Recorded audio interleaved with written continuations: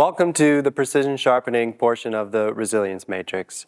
Doc, what's the key skill that the user will be learning in precision sharpening? Yeah, first of all, I want to say, hey, amazing, you're already down here. Yeah. Great work, right? We know we've done it. It takes time. Way to put in the work. It's going to reap dividends. But the main things that we're going to learn here, this is really crucial, is we're going to learn about speed and accuracy, working with those two things together, which many people get those out of sync, right?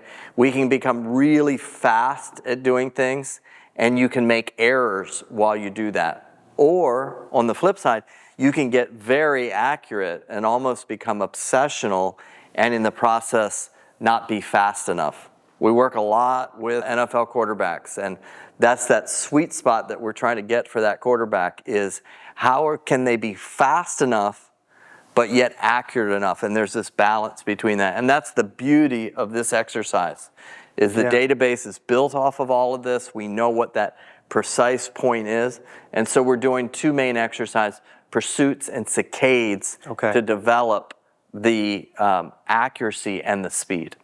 Okay, so two different exercises, pursuits and saccades. What are pursuits and saccades? Is that related to saccadic movement of the eyes? Is that correct? Yeah, and so for those that don't know what saccadic movement is when you, for instance, when you read, you don't just keep flowing when you're reading. You actually do what we call eye stops or saccadic movement, where you're taking in a bunch of letters each time, and then your brain is syncing that all together in one continuous thing. So in saccades, we're working at that saccadic movement for reading, for sports, for in the workplace, so that you can become very fast at it, but very accurate. Pursuits would be more like tracking something, like tracking a ball, okay? Or following something on a screen, okay? And that's the movement, and we want that to be very fast with the eyes, but at the same time, very accurate. Okay, so saccadic movements, tracking, very key to visual processing speed and visual integration. Why do we not start with speed and accuracy, right? I mean, this is what everyone wants, right? Faster processing speed, more accurate vision. Why is it the last exercise in the precision matrix? Fantastic. I'm glad you brought that up, is because a lot of times you'll find that people are working on speed, but they're not isolating the eyes and making them binocular first.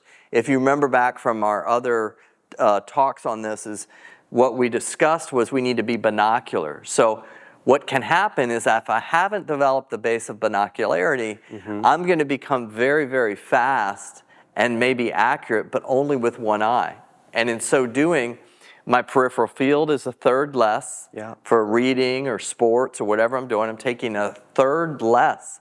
That's making my brain have to work more. My depth perception is off.